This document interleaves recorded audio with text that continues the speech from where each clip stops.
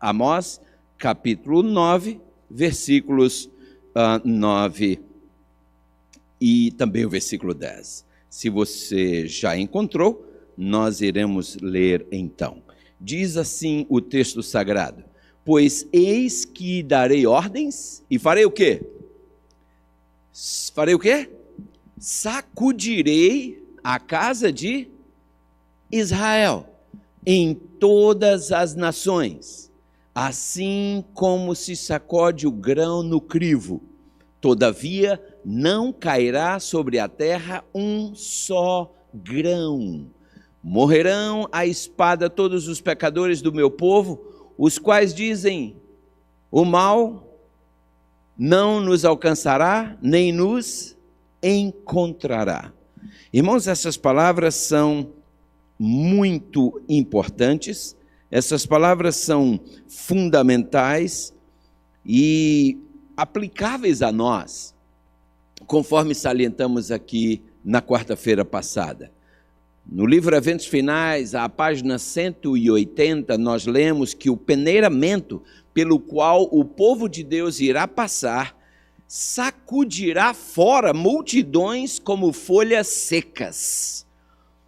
A irmã Detinha falava há pouco, e com toda razão, nós não vemos hoje vários jovens e pessoas que nós víamos outro dia na igreja, que antes estavam conosco. O que está acontecendo? Irmãos, para mim já é parte do processo de sacudidura. Porque estar em pé ou cair é responsabilidade de cada um. Nós precisamos fundar nossas bases a cada dia. Aquele que não fizer isso não irá resistir. E nós iremos ver muitos mais ainda sendo levados pela sacudidura. Mas também iremos ver muitos outros vindo. Cabe um amém aqui? Sim, virão muitos. Porque Deus tem aí fora os seus, como falaremos mais a respeito já no momento.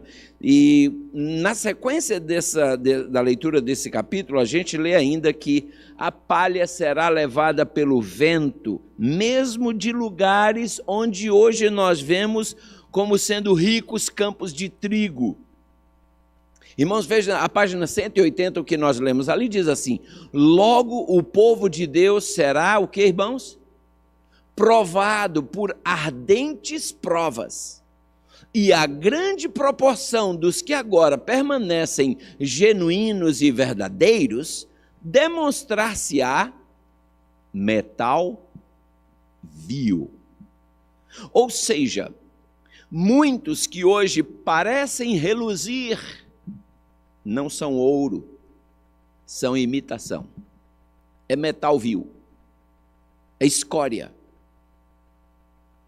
Queridos, cada um de nós deve tomar tempo para refletir sobre essas advertências. Eu tenho afirmado muitas vezes aqui desse púlpito, inclusive, que o poder nunca esteve, não está e jamais estará no mensageiro. O poder sempre esteve, está e sempre estará na mensagem. Eu me lembro, irmãos, de já ter falado muitas vezes aqui o quanto me preocupa uma tendência cada vez mais crescente entre nós de, a exemplo do mundo aí fora, elegermos nossos ídolos dentro da igreja. Sabe, nós temos às vezes tratado nossos cantores e até nossos pastores como celebridades. Irmãos, tomemos cuidado, nós temos que ter carinho sim por todo aquele que vem em nome do Senhor. Nós precisamos ser amigáveis, mas nós não podemos passar para o ponto de ancorar nossa fé em homens. Lamentavelmente, muita gente tem feito isso. E o que acontece como resultado? Quando um homem desse cai, arrasta consigo multidões, porque ancoraram a sua fé no mensageiro e não na mensagem. Olha o que Ellen G. White fala no livro Eventos Finais, na virada da página 178 para a página 179. Olha o que ela diz ali. Ela diz: muitas estrelas que temos admirado por seu brilho tornar-se-ão o que, irmãos? Você tem visto isso acontecer? E diz ela mais: nas cenas finais da história terrestre, homens a quem ele, Deus, honrou grandemente, seguirão o exemplo do antigo Israel. Muitos demonstrarão que não são um com Cristo, que não estão mortos para o mundo para que possam viver com ele. E as apostasias de homens que ocuparam posições de responsabilidade serão o que, irmãos? Uau! Irmãos, isso dói. Isso dói. Mas é uma realidade, está profetizado, está escrito, vai acontecer e está acontecendo. Oremos, irmãos, pelos nossos ministros, oremos pelos nossos líderes locais, anciãos, diáconos, líderes de todos os departamentos. Oremos por esses homens e mulheres, porque se o diabo ataca uma pessoa que não tem nenhuma influência às vezes, ou que tem pequena influência, imagina como o diabo ataca aqueles que têm mais influência. Então, irmãos, apresentemos sempre em nossas orações os líderes da igreja a Deus em oração. E não inflemos o ego de ninguém, não ajudemos a encher a bola, entende? Para que as pessoas não caiam na tentação de pensar que elas são boas mesmas. Porque os que têm feito isso, irmãos, têm caído lamentavelmente um após o outro. E ela diz ainda mais, ela diz assim: a grande questão que está tão próxima de nós, que é o cumprimento, não é isso, da lei dominical, eliminará aqueles a quem Deus não designou. E ele terá um ministério, como, irmãos? Puro, amém? Que mais? Leal, que mais? Santificado e preparado para a chuva serôdia. Ontem alguém me ligou de uma das nossas instituições aqui nos Estados Unidos, e esse alguém me dizia: pastor, eu quero te fazer um convite. Foi de uma das nossas universidades aqui, que formam pastores, e ele me dizia: eu gostaria que o pastor viesse aqui para falar para os pastores mais jovens. E eu disse a ele: você tem certeza? Porque se eu for aí falar para esses pastores jovens, eu vou falar o que talvez eles não queiram ouvir. Porque eu ainda creio no evangelho preto e branco. Eu tenho problemas para aceitar esse evangelho colorido de hoje. Sabe, eu creio na doutrina em sua essência, não diluída com água. Sabe quando você tem aquele produto que está, né? Como é que a gente diz quando é só o produto mesmo, que sem água? A gente diz concentrado, obrigado. Isso. Eu creio na doutrina concentrada. Princípios concentrados, não diluídos com água. E olha, amados, está ficando meio complicado esse negócio. Mas a verdade é que Deus está no controle, irmãos. Não precisamos ter medo de que o barco vá afundar, porque não vai não. Deus está no controle, amém? A verdade, irmãos, é que nós precisaremos estar alertas, porque muitos se levantarão em nossos púlpitos, tendo nas mãos a tocha falsa da profecia, ou a tocha da profecia falsa, ou da falsa profecia, como você preferir. E Ellen G. White diz que muitos vão se levantar nos nossos púlpitos, tendo nas mãos essa falsa tocha, ou a tocha da falsa profecia, e ela ainda diz assim: acesa no altar infernal de Satanás. Mas como é que a gente poderá distinguir o genuíno do falso? Só tem uma maneira: nós mesmos estudando, investigando. Porque às vezes você vai ouvir coisas, você poderá ouvir coisas, eu espero que nunca aconteça aqui, mas pode acontecer. E você e eu temos que estar atentos para, se acontecer, a gente chamar o pregador a atenção e dizer: peraí, de onde você tirou isso aí? De onde é que você tirou esse fogo estranho? Irmãos, felizmente, esses não irão conseguir, estou falando desses falsos mestres que a profetisa está dizendo que vão aparecer, felizmente eles não vão conseguir erigir muros para obstruir a verdade. Sabem por quê? Porque essa verdade vai prosseguir avante até que Jesus volte. E amém por isso. Essa igreja está nas mãos de Deus, irmãos. Quando a religião de Cristo estiver sendo desprezada e quando as leis, quando a lei de Deus estiver sendo ignorada, então, irmãos, nosso zelo deverá ser mais ardoroso, nosso ânimo e nossa firmeza terão que ser mais fortes do que nunca.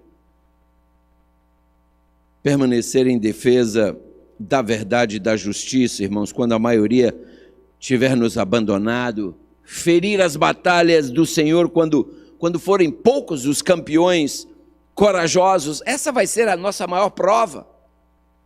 Eu gosto muito de um pensamento do Espírito de Profecia, e está no livro Eventos Finais, a página 180, quando ela diz assim, olha só isso, falando do tempo do fim, quando vierem essas adversidades, ela diz assim: naquele tempo devemos tirar calor de quê?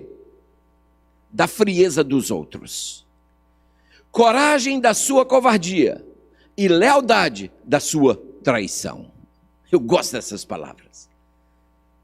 Sim, queridos, chegará o tempo em que nós teremos que tirar calor da frieza dos outros, tirar coragem da sua covardia, tirar lealdade da sua traição. Chegará o momento, irmãos, em que a igreja parecerá prestes a cair, mas ela não cairá. Ela permanecerá firme. Quem cairá serão aqueles, ou quem irá cair serão aqueles pecadores não arrependidos que estão dentro dela. E esses sim, irmãos, serão lançados fora na sacudidura, ou seja, serão separados como se separa a palha do trigo. E quando a gente volta ainda à página 180 do mesmo livro, a gente lê ali assim: ao aproximar-se a tempestade, vejam só isso, ao aproximar-se a tempestade, uma classe numerosa que tem professado fé na mensagem do terceiro anjo, mas não tem sido santificada pela obediência à verdade, vai fazer o quê? Essa classe aí, numerosa, vai abandonar sua posição, passando para as fileiras do adversário.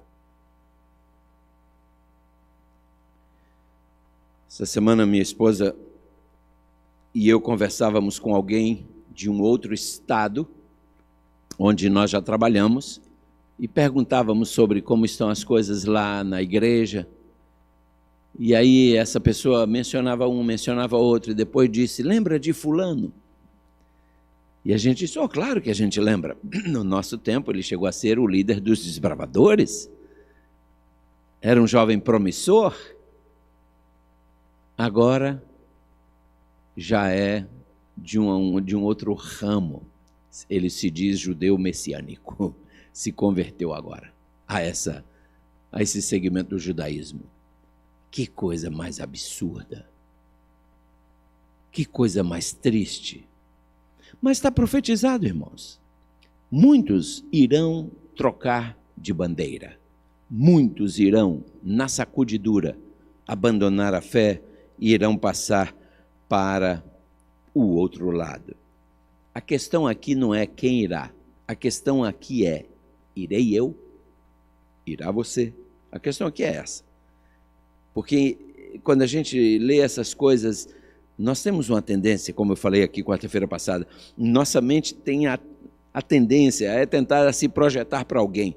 Mas, irmãos, essas mensagens são para mim, essas mensagens são para você. Sabe, eu tenho que pensar: uau, será que eu irei engrossar as fileiras desses que vão abandonar a sua posição e passar para as fileiras do adversário?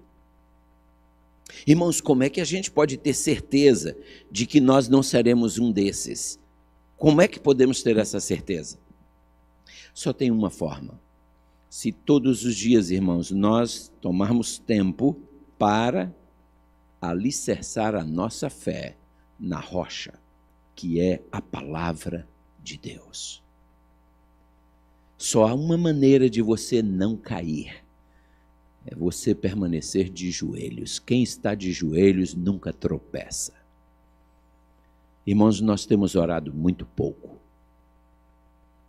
Precisamos ser homens e mulheres de oração. Nós temos lido muito pouco a Bíblia, examinado muito pouco. Nossa fé está muito assim na superfície. Eu andava pelo meu quintal, o meu quintal tem muitas árvores, e eu andava pelo quintal ontem ainda com minha netinha, andando lá no meio das árvores, e eu vi mais de uma árvore gigantesca que com o vendaval caiu. E aí a gente vê a árvore tombada, encostada agora em outras, e a raiz levantada, e aí você vê por quê. Não tinha nenhuma raiz profunda. As raízes daquelas árvores estavam na superfície. Enquanto não tinha nenhum vendaval muito forte, elas ficaram de pé. Mas quando veio a prova, elas não resistiram e caíram. E aí você vê as raízes agora levantadas, porque a árvore está deitada, e você nota que há um círculo enorme de raízes, mas todas na superfície. Não tem aquela raiz mestra que vai buscar água lá no fundo. Sabe por quê? Porque nessa área do nosso terreno, lá do nosso quintal, essa área é perto de wetland. Então a água está na superfície, a árvore encontra água logo ali, não precisa cavar fundo. Sabem, a fé de muitos irmãos está assim também, muito na superfície. Enquanto não vem os vendavais, parece que está tudo bem. A gente vem à frente, canta, toca, prega, fala, faz, mas na hora que vem a prova, aí, queridos, é que quem é definido. Como estamos nós hoje? Irmãos, o Senhor tem fiéis que estão aqui dentro dessa igreja. Deus tem fiéis que vão resistir à prova. E amém por isso, porque Ele tem. Tem. E Deus também, irmãos, tem elementos preciosos que hoje estão ocultos, mas que não se prostraram diante de Baal. Irmãos, não se esqueçam e não nos esqueçamos de que, paralela à sua igreja visível, Deus tem outra igreja invisível. Que igreja é esta? Invisível. Queridos, essa igreja não tem uma placa, essa igreja não tem uma denominação, essa igreja tem a essência, que são seus fiéis. Por que ela é invisível? Porque essa igreja está diluída no meio das outras igrejas aí fora. Ou seja, Deus tem filhos fiéis que estão hoje nas outras denominações, aguardando apenas o chamado de Deus para sair dela. Cada vez que você estuda a Bíblia com alguém que pertence a alguma outra denominação, você está sendo um agente nas mãos de Deus para chamar essa pessoa para sair de lá. Sabe por quê, irmãos? Deus não tem mais de uma igreja, não. A Bíblia não fala isso. A Bíblia não fala das igrejas de Deus como sendo múltiplas. A Bíblia fala da igreja de Deus. Deus é apresentado na Bíblia como o noivo. Não é assim? Cristo é o noivo. E quem é a sua noiva? A igreja. Você consegue imaginar um noivo tendo duas noivas, 3, 4 ou mais? Que noivo é esse? Para mim isso não é um noivo, isso é um adúltero.